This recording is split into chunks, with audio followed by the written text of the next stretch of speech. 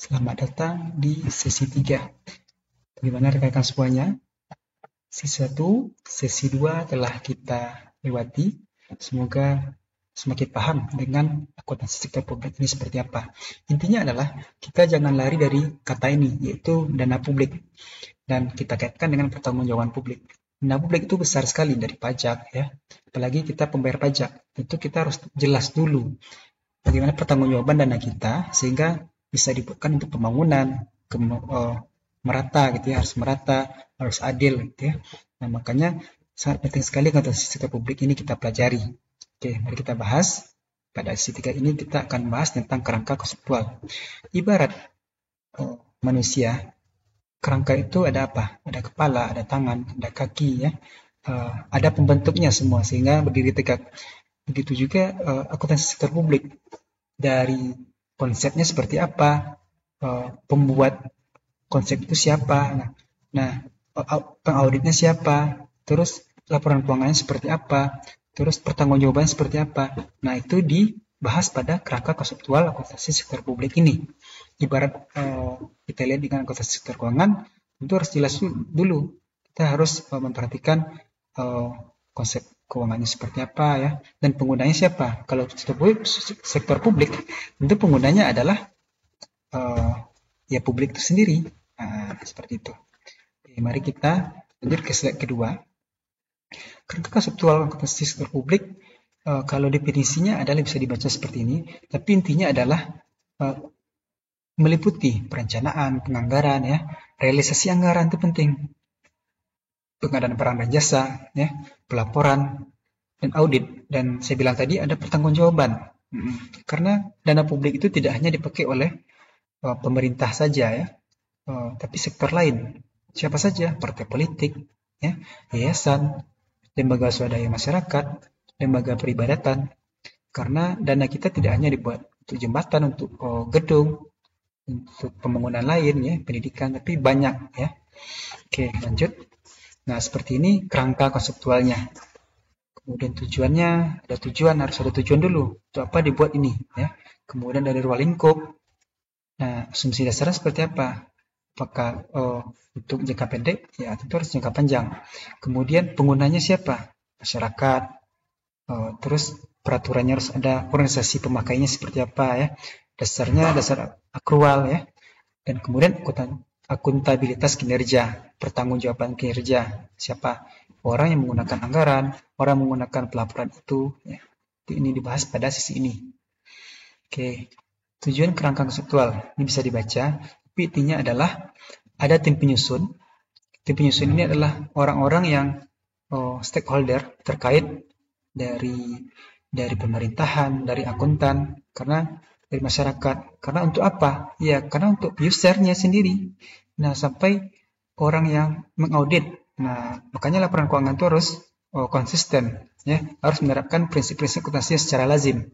Karena yang mengaudit itu adalah orang yang memang satu ya satu, bukan satu ya dua. Nah, harus konsisten, harus tetap, sehingga mereka mengaudit hasilnya harus A ya A, bukan A plus, A minus, harus jelas. Nah, seperti itu. Kemudian seperti ini regulasi yang telah dibuat, sehingga regulasi adalah bagian dari kerangka. Oke, seperti ini bisa dibaca dari rencana sampai pertanggungjawabannya seperti apa. Oke, kemudian asumsi yang dipakai. Nah, alokasi sumber daya, ya tentu saja untuk menggunakan anggaran itu tentu ada sumber daya manusia, sumber daya fisik, ya. Kemudian kelangsungan organisasi.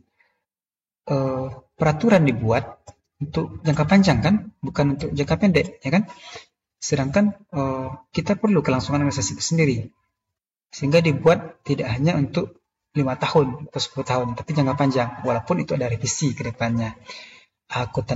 Akuntabilitas kinerja atau pertanggungjawaban kinerja, ya. Dasarnya akrual, karena akuntansi keuangan menggunakan dasar akrual. Yang dulunya dasarnya belum masih kabur, tapi sekarang sudah diperjelas bahwa sektor publik menggunakan dasar akrual, bukan dasar cash basis ya. Ya tentu saja kita ketaatan hukum dan kebutuhan masyarakat. Masyarakat butuhnya terbuka, gitu ya, harus detail. Mana aja dana mereka, karena dana publik loh. Oke. Kemudian langkah teknis penyusunan, ini bisa dibaca dari langkah pertama perumusan, ini di modul juga ada. Dan kemudian langkah keempat, kita lihat saja, karena harus disahkan dulu ya. Oh, dia seperti undang-undang, dibuat perumusan, kemudian ada draft, dibahas, ya. Ada ditambah, ada dikurangi, atau ada masukan-masukan lain, baru disahkan, sehingga bisa dipakai oleh pengguna, dan bisa dilihat hasilnya oleh masyarakat. Kemudian implementasi karakteristik kualitatif.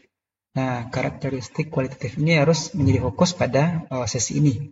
Seperti kita manusia, karakteristik atau ciri-ciri. Nah, ciri-ciri manusia yang berkualitas seperti apa?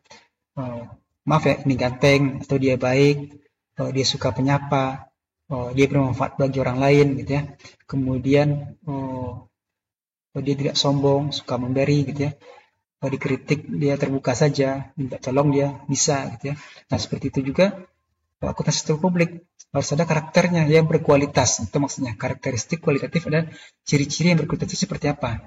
Nah, ada unsurnya seperti relevan, ya, harus tepat waktu, ya harus tepat waktu lah. Masa laporan keuangan itu lama? Kita perlu laporan keuangan 2021, tapi sampai 2022 ini belum siap juga. Nah, salah. Bisa memprediksi kedepannya seperti apa, nilai prediktif. Angka yang lama bisa memprediksi masa depan. Nah, itu bisa dengan rumus-rumus regresi linier, gitu ya, prediksi-prediksi yang sudah dibuktikan teorinya seperti itu. Dan ada nilai feedback. Jadi walaupun laporan itu baik, tapi harus ada umpan baliknya, harus ada revisinya, gitu ya, evaluasinya seperti apa. Kemudian unsur yang kedua yang perlu adalah, pertama relevan, unsur kedua yang perlu yang berkualitas itu adalah keandalan, ya. Keandalan itu harus teruji, harus bisa diuji. Dia baik, tapi harus diuji dulu kebaikannya. Netral, benar nggak netral, benar nggak independen, ya. Menggambarkan kejujuran, ya. Nilai 10 itu betul nggak 10? Mana tahu di markup, mana tahu itu bukan nilai sebenarnya. Ya, banyak ya. Kita tahu bahwa sektor publik banyak KKN, ya, itu tidak bisa dimungkiri, ya. Tapi bagaimana lagi? Akuntansi sektor publik berusaha ke sana, ya, berusaha sebaik mungkin sehingga ada kejujuran di sana. Oke. Nah, seperti ini bisa dibaca bahwasanya karakteristik kualitatif itu adalah bermanfaat, ya. Dan manfaat itu harus besar dari biaya. Kalau besar dari biaya, untuk apa? Tidak ada manfaat, ya, itu intinya. Dan kemudian dari semua itu, nah ini kita jabarkan sebelumnya, relevan dan terandalkan harus seimbang.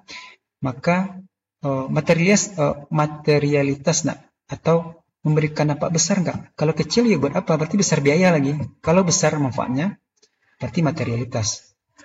Material besar, berdampak besar, signifikan, ya.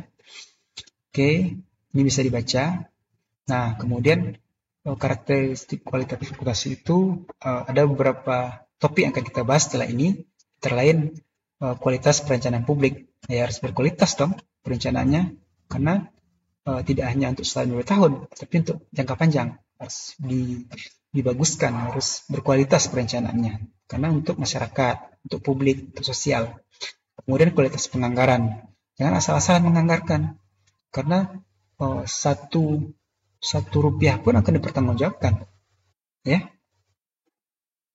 Kemudian kualitas penyusunan anggaran, ya, orang-orang yang baik, orang-orang yang terprogram, orang-orang yang memang berkualitas, berkompeten dalam buat anggaran itu, orang yang memang berasal dari unsur-unsur masyarakat, unsur-unsur pemerintah, karena mereka lah yang tahu tentang anggaran itu akan kemana dihabiskan. Makanya harus berkualitas seperti itu.